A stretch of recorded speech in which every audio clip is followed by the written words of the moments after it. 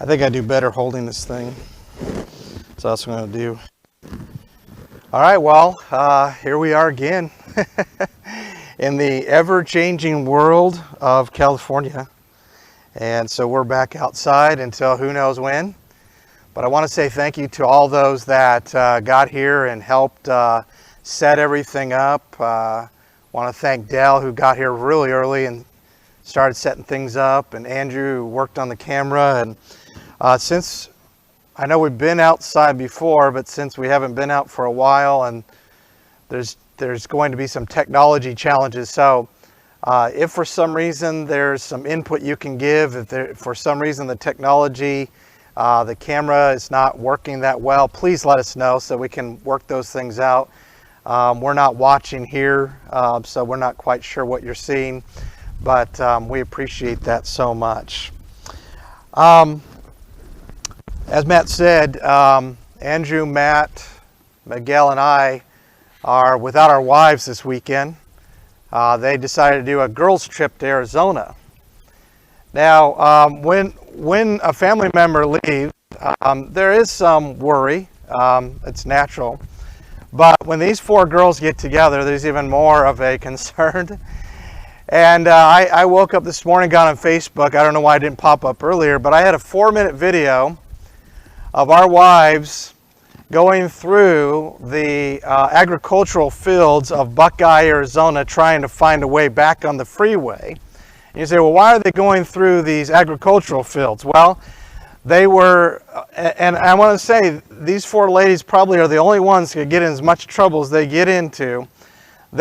On their way to Arizona on the I-10, they just so happened to be part of a police chase that apparently ended in Buckeye. They had to land a helicopter down onto the freeway, and so everything was stopped. And so instead of just waiting for the freeway to open, these ladies decided to go off-road. And well, the good news is they finally found their way back and they're safe, and well, they're traveling back home today. So I don't know what's going to transpire today, but keep them in your prayers if you will. Tuesday's an important day. Phil's going to get his test results, and we're going to keep praying each day, each moment, Phil, for good results there. You'll be in our prayers. Travis comes back home Tuesday night. We're excited about that. He's bringing his girlfriend with him. So next Sunday, Lord willing, they'll be with us, and we're looking forward to that very much. Even though the semester's not over, he won't be returning to FC. They're going to finish off December online. And so he'll be with us for a month or so. So we're looking forward to that. I'm so glad to have you with us this morning. This morning we're going to talk about a subject that we usually don't discuss. And it's good for us to, and as a preacher, to look at things and try to talk about a wide range of things that affect our lives, our Christianity, especially the great joy that we have in Jesus Christ. And I look out in the audience, I see people of great balance, I see people of great spirit and dedication to the Lord and filled with His joy. But I want to talk about a subject this morning that takes that away from people. It's a subject that we're seeing more and more in the world today. We may think, well, I'm not dealing with that, but I guarantee you, you're meeting people, you're coming across people you don't even know, some you may, that are dealing with this subject. It's something that enslaves people, and it destroys their lives. And I think it's becoming more common, more widespread, and it is affecting Christians. It's hitting Christians more than ever before. And the subject I want to talk to you about is addiction. Addiction. It's a serious, serious thing that destroys people's lives. And it destroys the joy of Christianity, the joy of the love of Christ in Christians. And we can become part of the numbers of those that become addicted. We see it growing number-wise. It's not diminishing. I don't remember, and of course I'm painting a certain picture, but I want to tell you it's more widespread than that. But I'm talking about the number of homeless people we see. A majority of them being addicted to hard drugs. I don't remember as a child seeing the number of homeless people we see today. And it's something that rips at our hearts. But I think we look at it and we say the problem maybe is bigger than what we can handle, what we can deal with. And maybe there's some truth to that. There is an answer, but is there a big answer to it? No one seems to know that.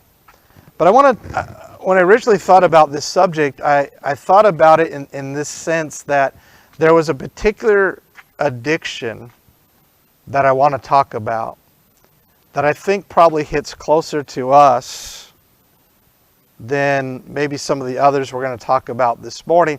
But as we're on the subject, there's a whole bunch of ideas I had, and so I put it all together, and I apologize for making this another one of those 2-lesson series, but I think it will be good for us. Christians can deal with this. Maybe you know a family member, a loved one that deals with addiction.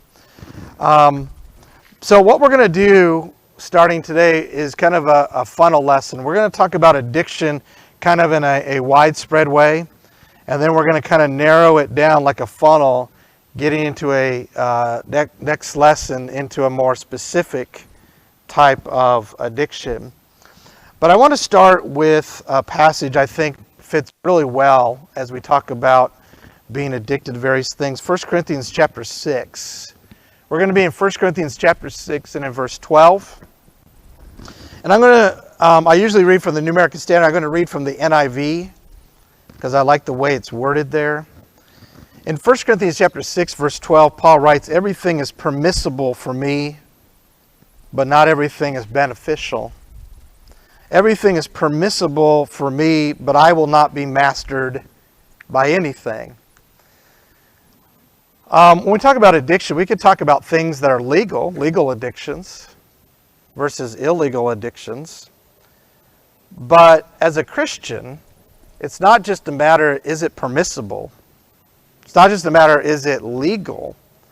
Paul says, as a Christian, we have to ask the question, is it beneficial? Is it profitable? He says, everything is permissible for me, but I will not be mastered by anything.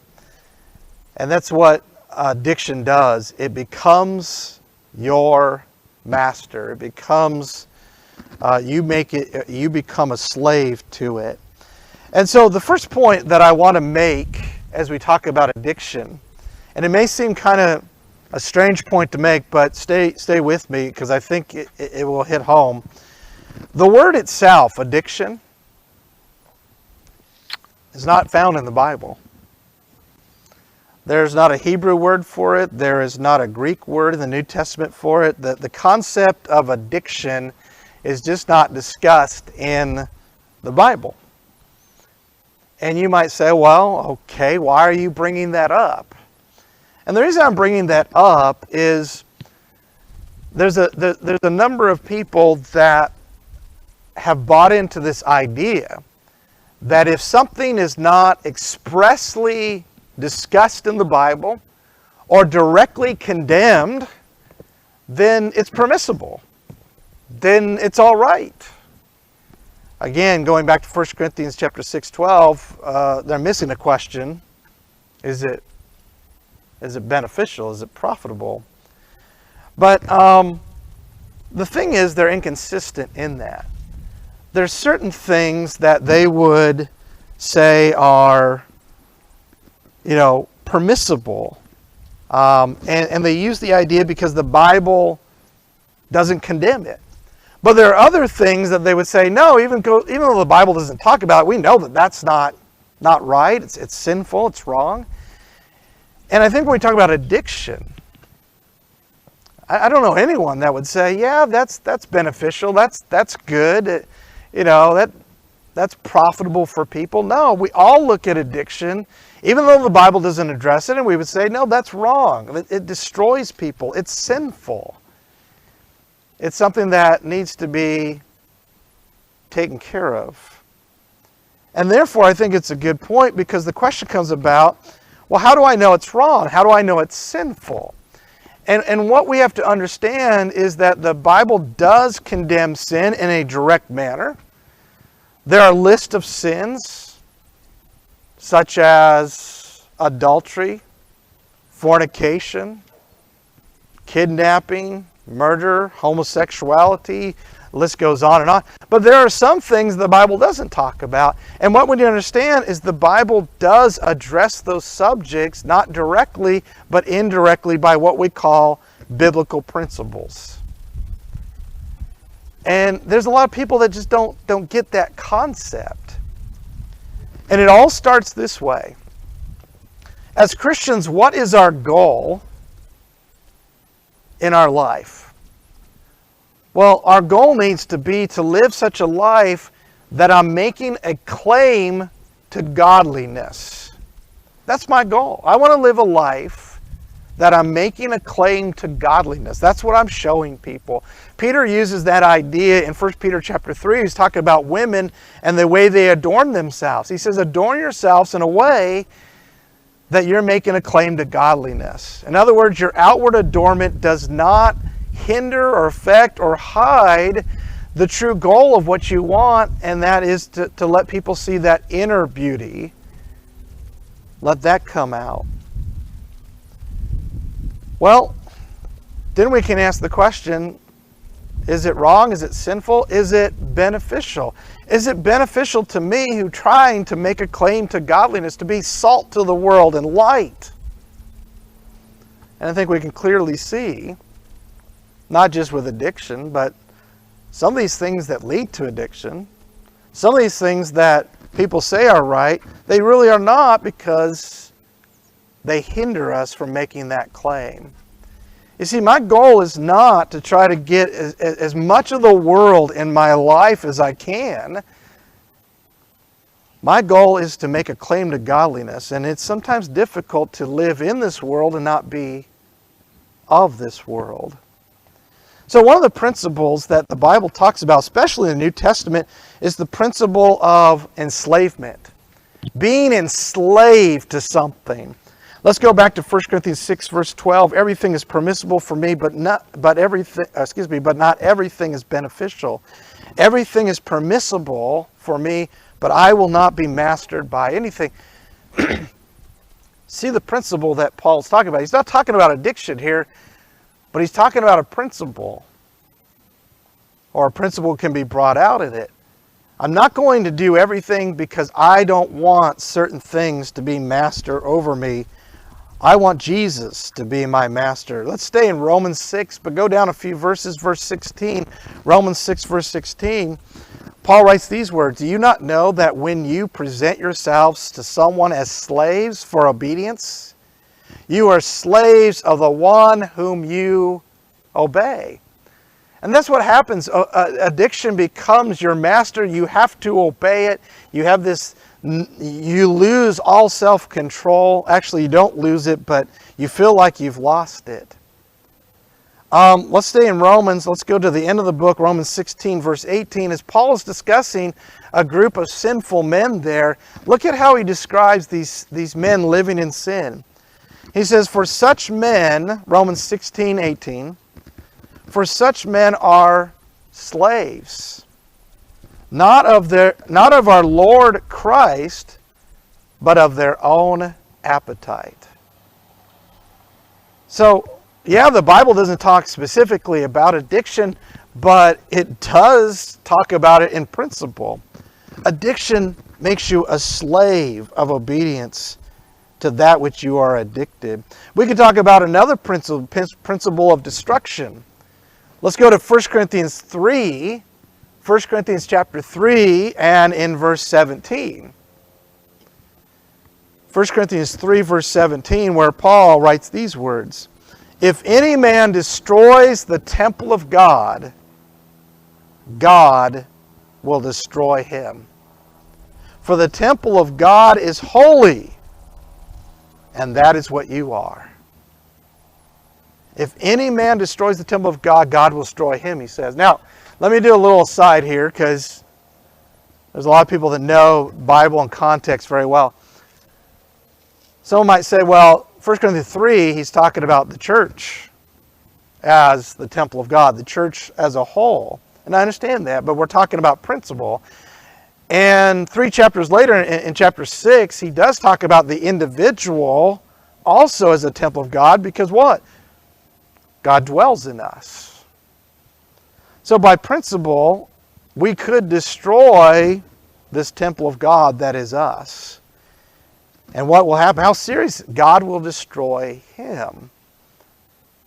And so there's all sorts of principles when we talk about addiction that clearly show us, as well as other things, that they are wrong, that they are sinful, that they are not a profit for us making a claim to godliness. So some of the questions we should be asking, not just with addiction, but some of these other things. Is this bringing me closer to God?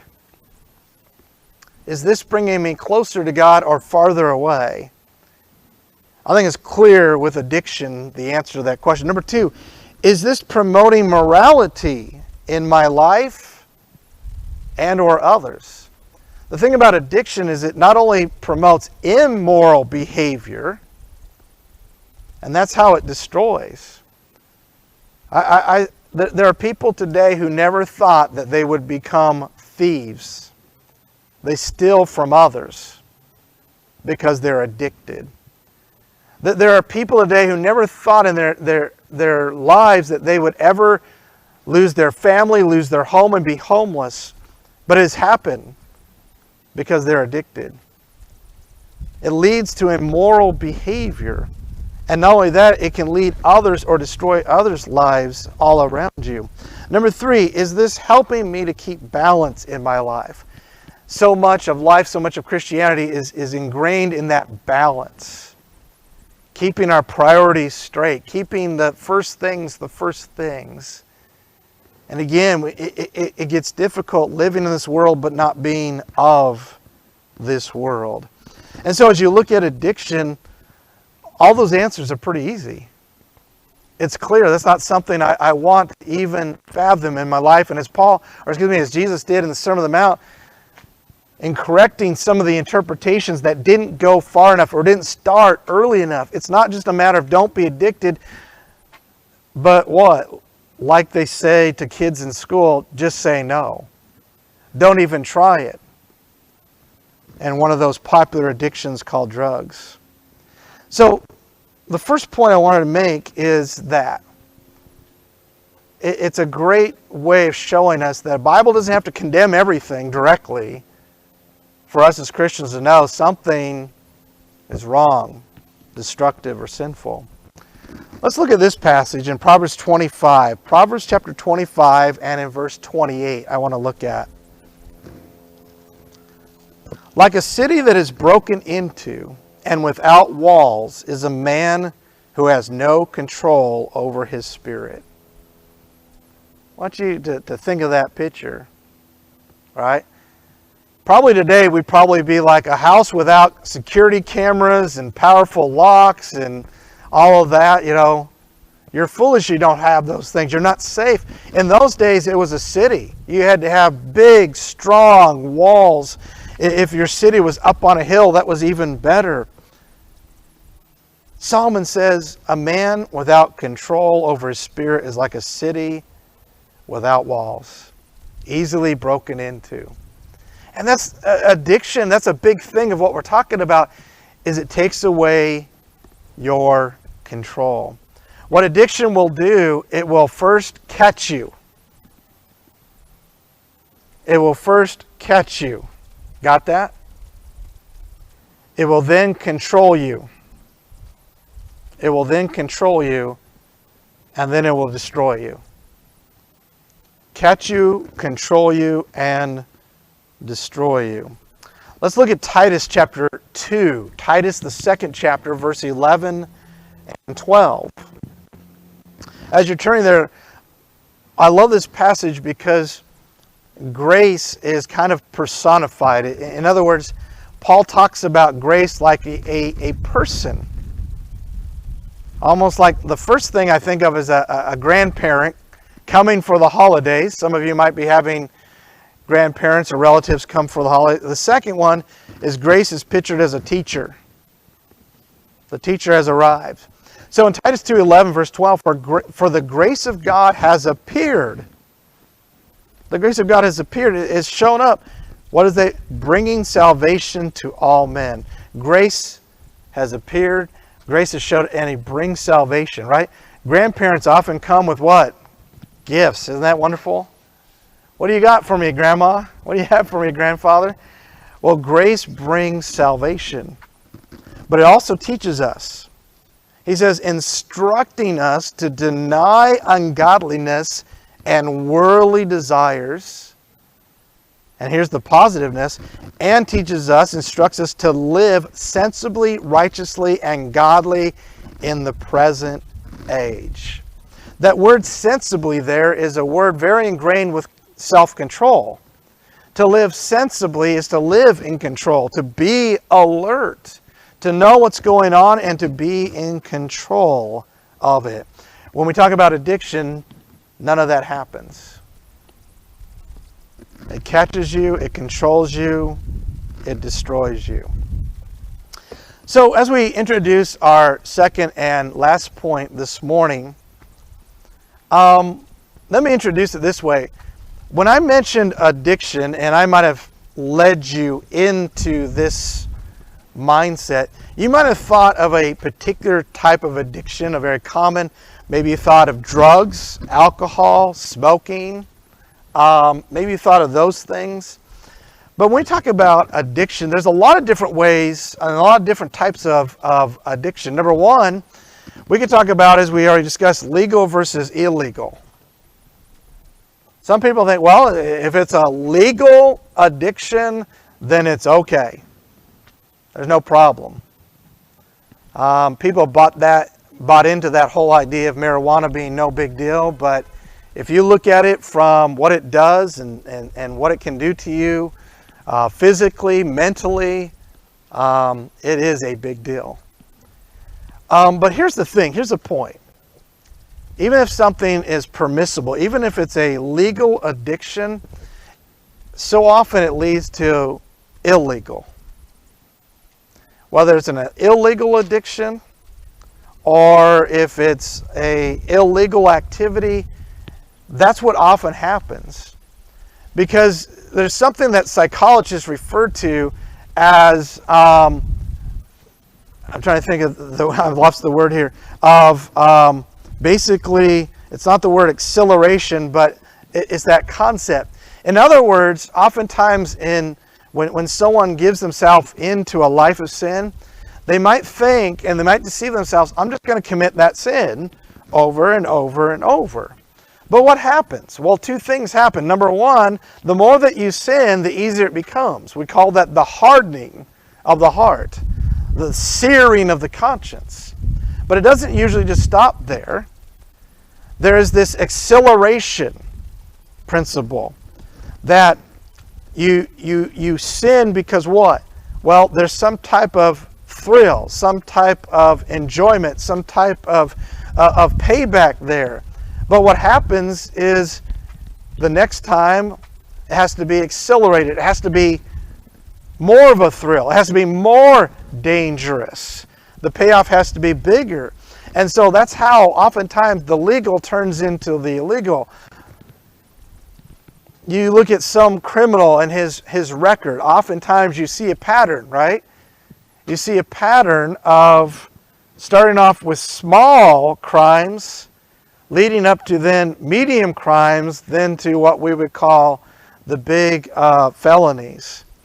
And that's because there's this principle. And it's alive and well in addiction.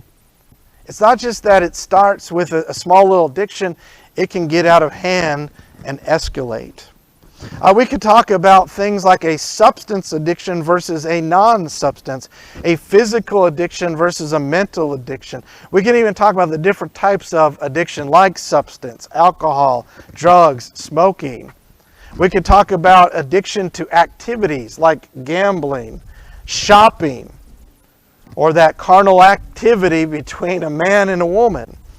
You could talk about it in terms of being addicted to money, or the accumulation of money, wealth, fame, popularity, and the list goes on and on. There's different types of things you can be addicted to. And so what I'm trying to get across to you is, as a Christian, you might think, well, I'll never do that drug thing, so I don't have to worry about that. But there are Christians that are addicted to shopping. And they spend and they spend and they destroy their families, their income, all through addiction to shopping. So, as we talk about these, whatever the addiction is, here's my second point. And this is a point I'm making because it's funneling down to the next lesson I want to do. It really kind of starts that lesson of that particular addiction we want to talk about. And that is, I want you to be aware that addictions don't usually happen just by yourself. There are people that help you become addicted. There are people that encourage you to do those things that lead to addiction. And you need to be aware of that. Now, it might be a 1 Corinthians 15 verse 33, bad company corrupts good morals. That's obviously something that we need to watch out for. Hanging around the wrong people. And sometimes we get deceived like that. Sometimes young people, oh, they're not that bad. They're really nice. I never thought I could be around a group of people like that. But they've accepted me. They're really nice people. Well, they might be really nice people, but if they are pressuring you to do those things that lead to addiction, they're not really your friends. They're not really good people. I want to talk about a type of help to addiction that oftentimes in our society, they escape completely innocent, they escape scot-free. I want to talk about a particular, and this is just an example that could be multiplied. I want to talk about a particular industry. But I'm going to take that industry and personify. I'm going to talk about a person. Talk about this industry like a person. Now, this might seem weird. Tamara likes to watch those murder mystery shows and about the hunt down for the serial killer. She likes those types of shows. I've learned in that in order to be considered a serial killer, you have to kill 3 people. And it could be over a long period of time. It doesn't have to be all at once. I want to talk to you about a person that is responsible every year for the death of 95,000 people just in the United States. This person is responsible for 95,000 deaths every year in the U.S.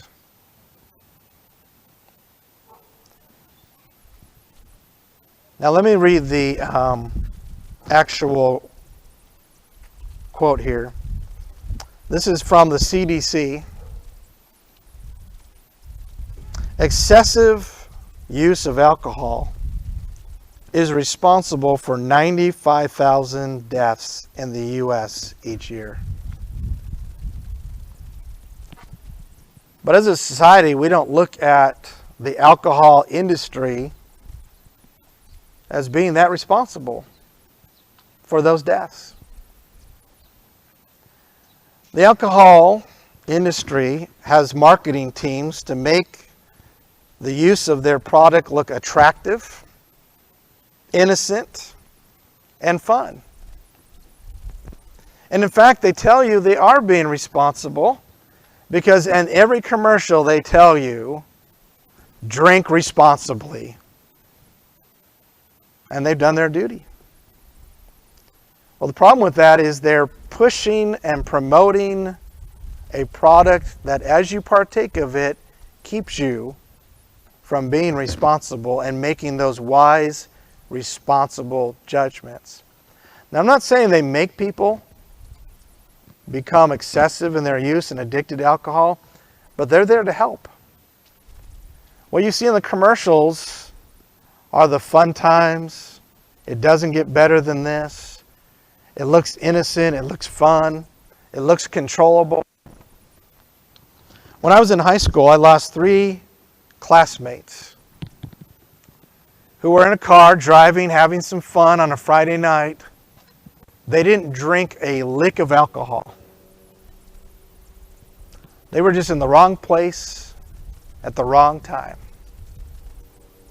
And a drunk driver took their lives because he decided to get behind the wheel after drinking excessively.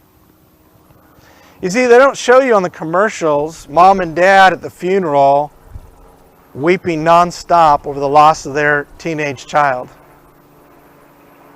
because that doesn't sell. But that's the reality. Now, there is a particular addiction that we as a society and a lot in the government have come down hard on. And as I mention this, you'll automatically know that there's a different viewpoint we have of smoking than we do of drinking. I would say most people would say smoking is more dangerous than drinking. And I didn't look at the numbers, but I would imagine the numbers for alcohol-related deaths is going to be higher than smoking deaths, tobacco deaths. But that's why we've come down hard on it.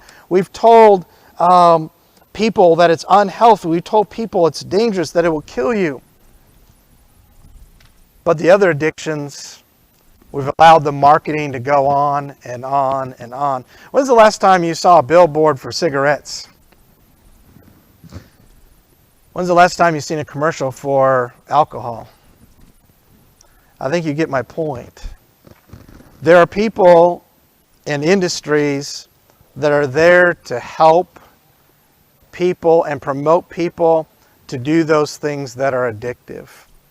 And just as you would say, I don't want to be around people that are going to put pressure on me and going to try to influence me to those bad things. We need to be aware of that. Why is it important? Because as I look over the last 20, 25 years, I see Christians, when it comes to these addictive things, becoming softer in their view of those things. Oh, there's not so bad. 20, 25 years ago, there was a much stronger view of those things. But now there are several Christians who have no problem drinking alcohol and drinking quite a bit of it socially. Christians gambling, saying, oh, it's no big deal. We don't see the dangers of it because we live in a society that tries to hide that side of it. And not only that, it's a question of, is it profitable? And I don't think we're asking that question. I don't think we're asking the right questions. I want to look at Ephesians chapter 5, verse 18 as we bring our lesson to a close. Ephesians chapter 5, verse 18, where Paul writes, "And do not get drunk with wine, for that is dissipation, but be filled with the Spirit." Why do we as Christians want to be filled with the Spirit instead of filled with alcohol? It's because we're making a claim to godliness. That alcohol will not help us in that claim. But I'll tell you what, being filled with the Spirit will. And that's why you're here this morning, to be filled up with the Spirit. We're going to get ready to sing some songs, and that's what Paul says in this particular context. One of the ways you fill up yourself with the Spirit is by singing psalms, hymns, and spiritual songs. And my last passage I want to look at is 1 Corinthians 10, verse 13. 1 Corinthians chapter 10, verse 13, where Paul talks about the promise of God when it comes to control and temptation. Paul writes, "No temptation has overtaken you, but such as is common to man. And God is faithful, who will not allow you to be tempted beyond what you are able, but with the temptation provide the way of escape also, that you may be able to endure it." See, one of the things about addiction is people think they don't have any control. They do have control. They just don't want to tap into it. In our next lesson, we'll talk a little bit more about how do you overcome this if you're lost in it. But ultimately what it is learning the tools that help you gain control of your decisions and gain control of your life. And it all starts with the right desires. Could we say that what Christ wants is us to be addicted to Him? Maybe we could say that. I like to put it this way. With Jesus Christ, we need to have a magnificent obsession with Him. Every day we can't live without Him. Every moment He needs to be part of our life. And that's a wonderful obsession to have that will help you in this life, that will give you the joy of Christ, that will fill you up with the love that He has for each and every one of us. But the great thing about that obsession is that it's going to lead to a better life after this one. A life where there is no COVID or death. I'm still thinking about the losses we have obtained this year, and it's still painful. No sorrow, but most importantly, no sin. That's the future that we have in Jesus Christ. And if you don't know Christ in that way, please let us know how we can help you. We want to sit down and study with you. We have a baptistry. We can baptize you into Christ. We want to help you make Jesus Christ your master, to be enslaved to the one that truly will make you free. Thank you so much for listening today, and let's now open up our hearts as we sing praises to God.